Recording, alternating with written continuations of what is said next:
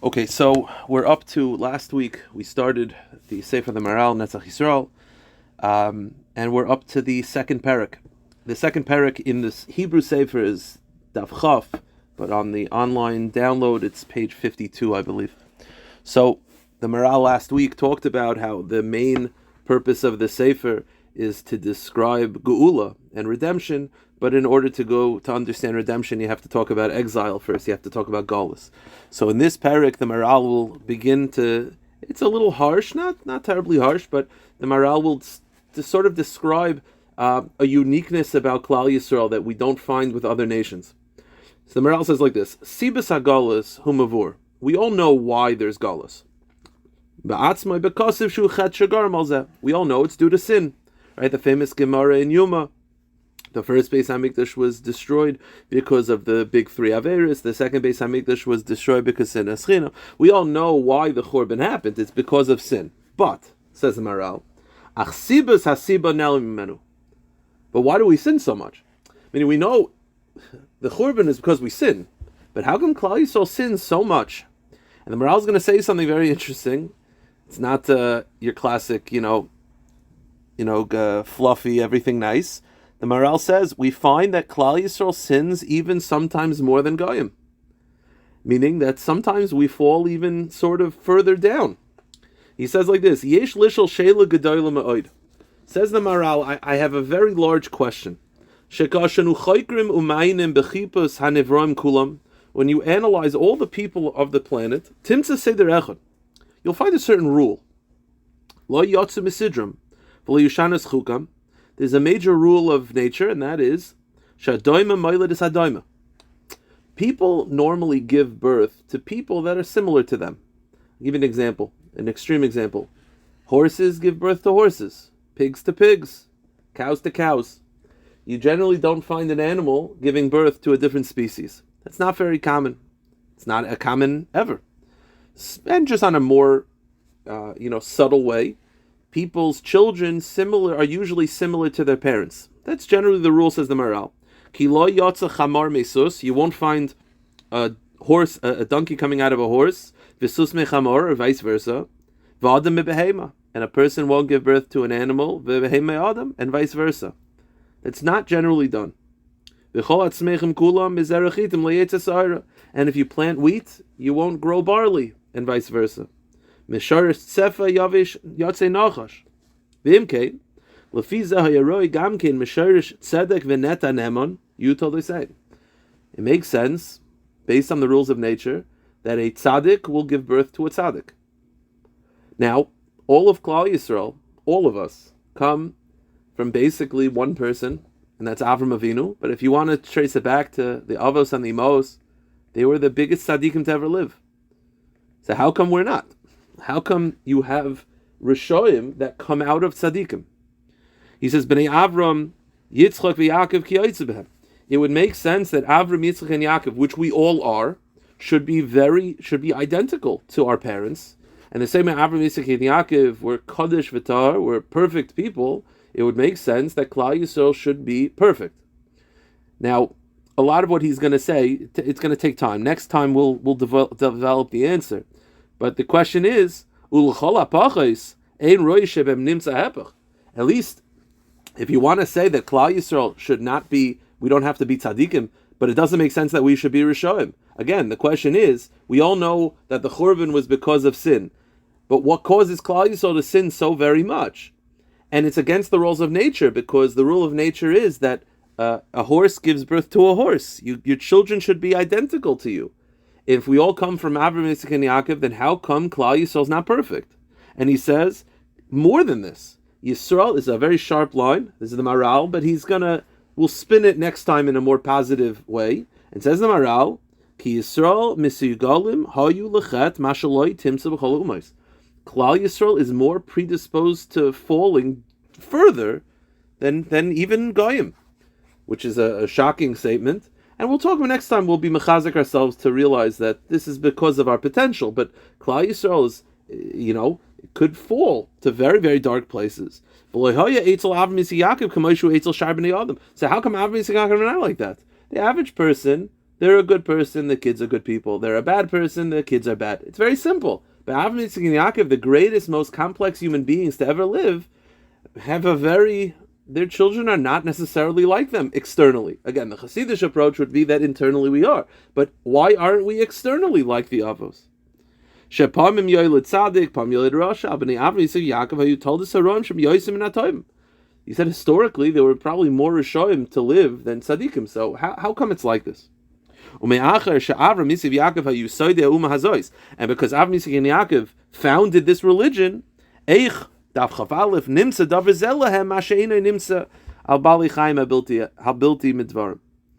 now, obviously we'll get to the answer, and the answer is, I think, fairly obvious, and that is, we have a much stronger Yetzer Hara than the Goyim.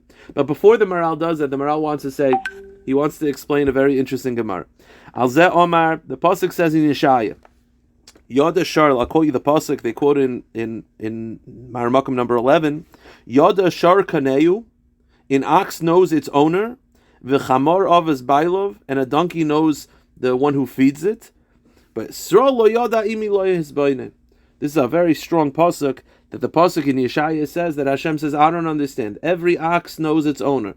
Every donkey knows who feeds it. But how come Klal Yisrael doesn't follow me? That's how Kadosh Baruch Hu is lamenting the fact that we're not perfect. But says the Maharal, what's the significance? And this is a very interesting yesod, because this is something my brother once gave a shir years ago, and I'll explain in a moment. Well, what's the significance of an ox and a donkey? That an ox knows its owner, and a donkey knows who feeds it, but Klal Yisrael doesn't. What's the significance of an ox and a donkey? What do they symbolize? Says the Maharal, Roi hayashin nimtzam b'Yisrael ki yesh bal chai kamar hashar. Says the Maharal, you know what's unique about a shar? Yesh bal chai kamar hashar. There are animals like the ox. Makir mi shehu tachta v'tachas reshusai.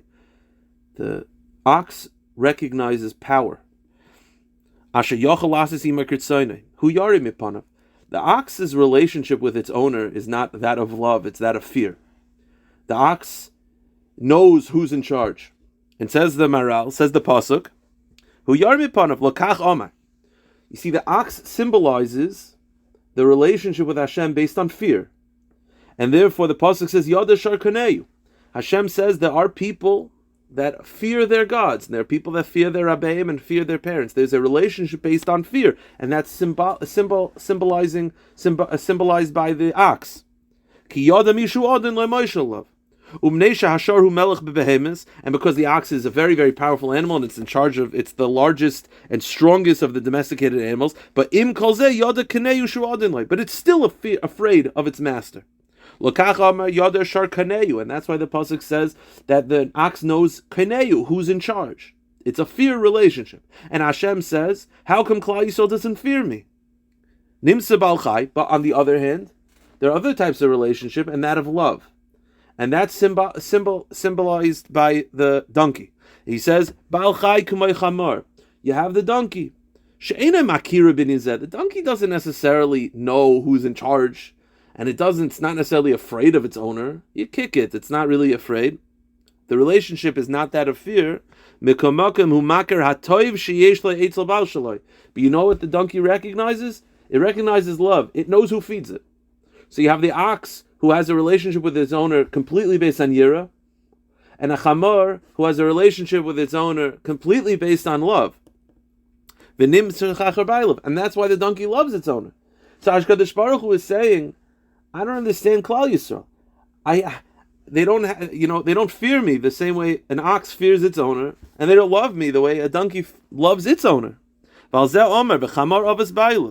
why the pasuk is madgish. The pasuk focuses on the fact that a donkey, that it has its owner feeds it, which is a caring relationship. Because it's a donkey, it's not a wise animal, it doesn't have a lot of kaiches, but at least it knows who feeds it. And it doesn't just, it recognizes who loves it. It runs after the food.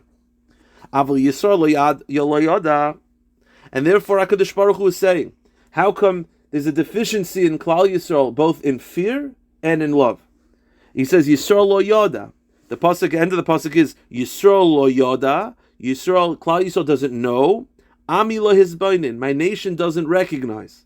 That also is love and fear. Says the Maharal, and I'll explain this in a moment. Meaning, Yisrael lo yoda. Yisrael doesn't know. Knowing is power. Yisrael doesn't recognize the fear that they should have of HaKadosh Baruch Hu. Hashem said, listen, they should at least have fear of me. Because I'm capable of anything. Just like the ox has a relationship that of fear. But they don't. And then he says, Ami la hizbainin. Ami is a lashon of caring. And the love is also deficient. Now, before we get to the answer of how come Klal Yisrael is not perfect, but it's interesting how he is saying that the relationship of a donkey and an ox symbolizes love and fear. So he explains something amazing in the next paragraph. And this explains the Gemara Makis.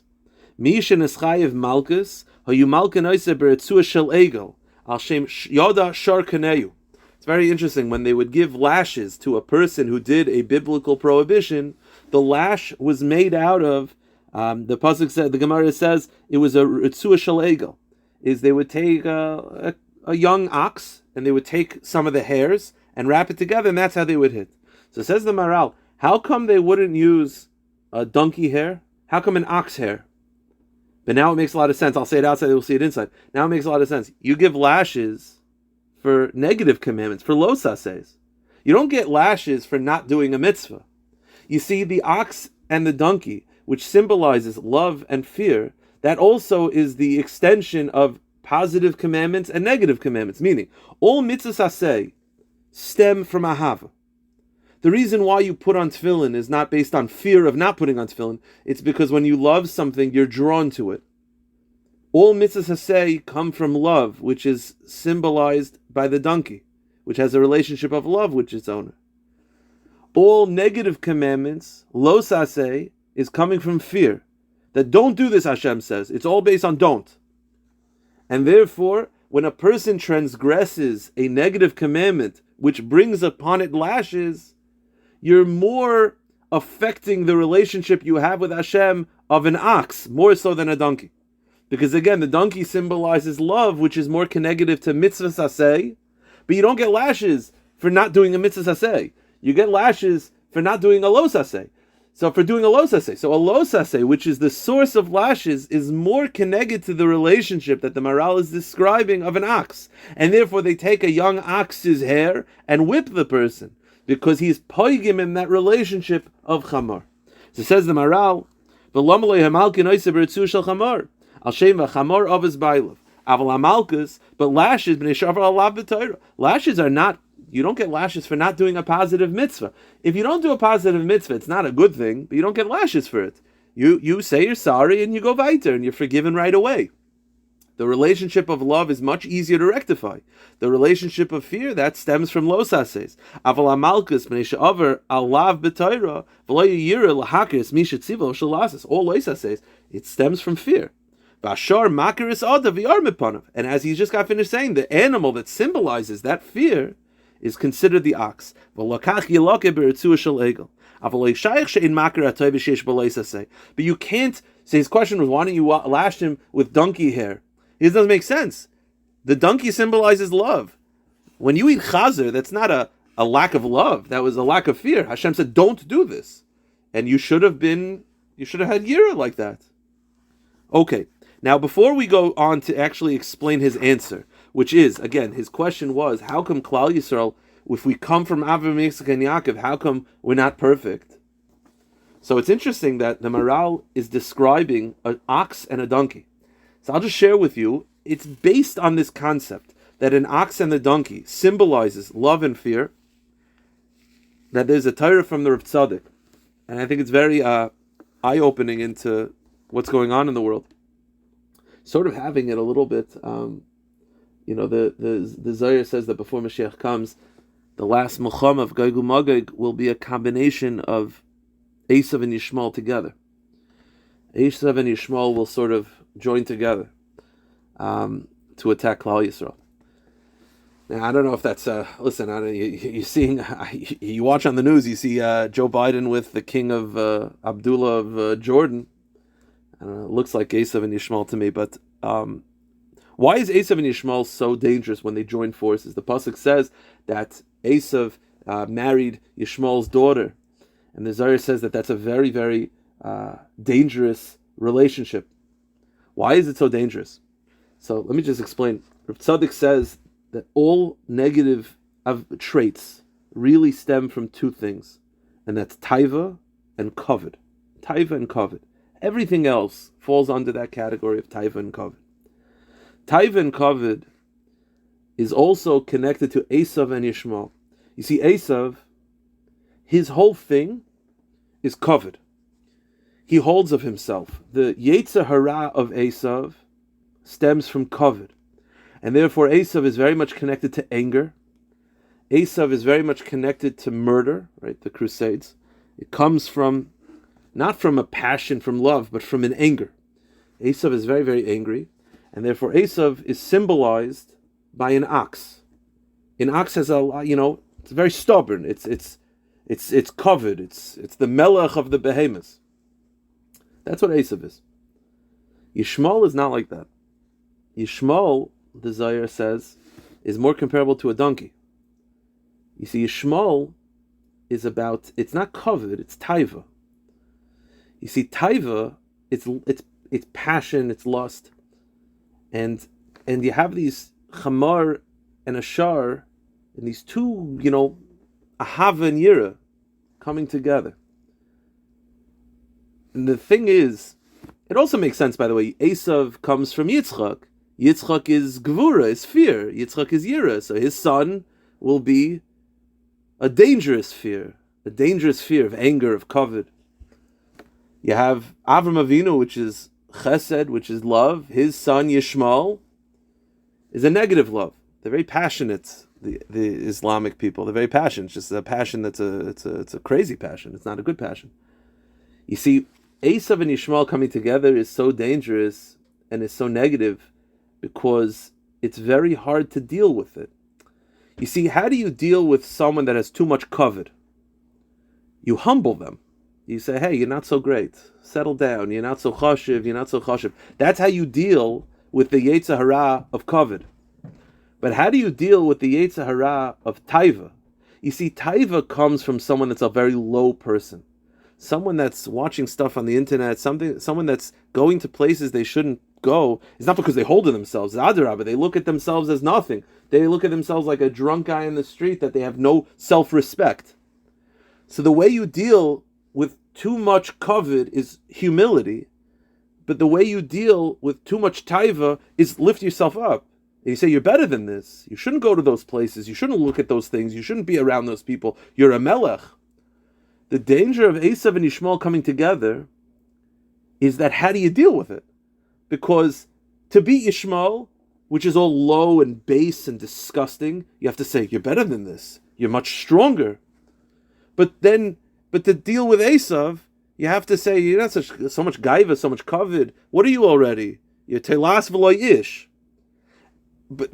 So the problem of dealing with Esav and Yishmael together, each one on its own you can handle. And what I mean each one, I'm not talking about those people outside, because that's a specific problem. I'm talking about within. That every Jew has within him an Esav, and every Jew has within him a Yishmael. And each one on its own is easy to handle. If you have a kid that's overtaken by Esav, what that means is that kid has got anger, he's got kavod. He thinks he's the biggest, and not just a kid. You have someone in the shul, you have someone in your neighborhood who's a Baal Gaiva. He thinks of them so high. I heard this Maisa once from Rabbi Weinberger. That Rabbi Weinberger said he was dealing with some mamash Baal Gaiva, and he said that the guy called him over at a funeral and said, "I want to talk to you," in a very disrespectful way. And he said that you could tell the guy his shirt was open and you could smell his cologne from across the room. And he said to the guy, as he's talking to him disrespectfully, Weinberger said, "You're probably very wealthy." The guy was taken aback. What do you mean I'm wealthy? How do you? As Weinberger said, "I've never met a Baal Gaiva that was poor. So you're probably such a Baal Gaiva, you're probably very wealthy." The way to humble a Balgaiva, so if you have a Jew who's being ensnared by Esav, the way to fix a Balgaiva is to remind him, you're not perfect, and humble yourself. And what happens when you have a Jew that's being ensnared by Yishmael, by Taiva, which is a big problem? The big problem at the end of days is going to places you shouldn't go, seeing things you shouldn't see. We all know the way to solve that. The way to solve that is to remind them who you are, that you're a melech, and you're covered, you're much better than this. And to go to such places, how could a member of Mamlechas Kohanim and God Kaddish go to there? But what do you do when Esav and Yishmael join forces? That's the danger of it. To humble one is giving into the other. To raise up the other is giving into the other. To that, Rav Tzaddik says, the pasuk says that Yaakov Avinu sent a message to Esav. And he said, if you remember the beginning, by Vayetze and Vayishlach, he says, Vayihi li shar v'chamar, the beginning of Vayishlach. He said, tell Esav, Vayihi li shar v'chamar. I have an ox and I have a donkey. So Rashi says he was trying to tell him how wealthy he was. But you know what the deeper pshat is? Yaakov Avinu is saying, I know how to fix both. You see the perversion of Avram Avinu, which we'll talk about next time, which is the first Beis HaMikdash falling, and the perversion of the second Beis HaMikdash. If Avram is Chesed and Yitzchak is Gevura, you know how to fix both is Yaakov Avinu, which is Tiferes. Yaakov Avinu is the perfect harmony of both. You know how you fix both? How do you humble someone, but at the same time remind them of who you are? To that, the answer is bittul. You know what bittul means? Bittul means that every member of Klal Yisrael, remind yourself that you're a small piece of a large cog. You're a small piece in a large machine, meaning you're essential for Klal Yisrael's existence because you're a part of something big. And it's that contradiction of, I'm important because I'm a part of the Klal. I'm a member of the minyan. I'm important, but I'm only important because I'm part of something bigger. That's how you sort of fix this Vayilishar v'chamar. You remind yourself that you're something special, something important, but not because of your own self-worth. You're something important because you're a member of Klal Yisrael. That you on your own, whatever, how perfect is a regular human, but a member of Klal Yisrael, that's something important. That both humbles you, because you remind yourself that your koiches are not that impressive on their own, but they're impressive because you're a part of something big. That's Yaakov Avinu saying, Vayilishar v'chamar. That's how you sort of take these two things. That's how you have a perfect Ahav and a perfect Yira, and that beats Esav and Yishmael. Okay, let's just start the answer. Let's start the answer, and then we'll continue next time. If you could skip, if you don't mind, to Daf Chav Zayin. Daf Chav Zayin, we'll do one paragraph, and then we'll stop. So the question the Maharal asks, which is, how come Klal Yisrael is not perfect? How come we're deficient in the Shar and deficient in the Chamar? If we come from Avram, Yitzchak, and Yaakov, then they're tzaddikim. Shouldn't we be a tzaddik? Doesn't a horse give birth to a horse, and it doesn't give birth to a cow? So how come Klal Yisrael is not perfect? But says the Maharal, the answer to this very difficult question, from these words of the Zakeinim and the word of Chacham, it's become clear. The Gemara says, the answer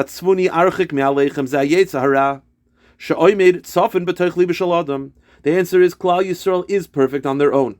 But the reason why we're not perfect practically is because we have a very strong force called the Yetzer Hara. And as we'll see next time, the Yetzer Hara amongst Jews is stronger than by Goyim. And the question was, how come Klal Yisrael is not perfect? The answer is, because of our great Mailas, we have the great Yetzer Hara that's fighting with us. That Hashem took a Yetzer Hara and put it within our heart to fight with us. And it's dafka because of this Yetzer Hara that leads to our problems. And the Yetzer Hara of those Goyim are not the same as ours. It's stronger by Jews. Because Hashem raised us up. And as we'll talk about this next time, we'll end with this. You ever wonder, at least this is something I could say from my own experience, but I'm pretty sure that my experience is not much different from other people. That if this is more for men than for women, that if you have a person, if you have a man, that if a man finds himself that he doesn't learn Torah for 1 day, 2 days, 3 days, 4 days, at some point you'll be depressed. And if a person just goes on vacation and he doesn't connect to HaKadosh Baruch Hu, at some point you'll start to decay and you'll feel empty. And you'll get agitated. But how come by Goyim that's mamish the best vacation and they're happy? The answer is because Klal Yisrael has a Yetzer Hara that they don't. And Klal Yisrael has an engine that they don't. And therefore our ceiling is way higher. But the floor is also lower. And therefore it's Dafka what motivates us. Dafka what drives us also drives us. And if we don't fulfill that, and if you don't, you feel empty. You feel like you're decaying. And therefore it's Dafka, the greatness of Klal Yisrael, that also leads us to the great Yetzer Hara that we have. And next time we'll talk more about this to explain this. And that's why, so Klal Yisrael Taka is, we have the koiches to be perfect. We have the koiches to be Avram Yitzchak and Yaakov. But Zelu Mazeh Aselikim, everything is mirror image. The same way HaKadosh Baruch Hu gave us tremendous amount of capabilities, He also at the same time gave us a very big nisayon. And a nisayon that Goyim don't have. But it's not because of our deficiency, on the contrary, it's our capabilities. The lower you can fall, that means you got a lot of movement. Goyim are pretty stagnant, they're pretty stationary. Jews, if we can fall that far, it's because we're on a very, very high ladder, and that means we could also go way, way higher. I will stop here, and Bez Hashem will pick it up next time. Recording stopped.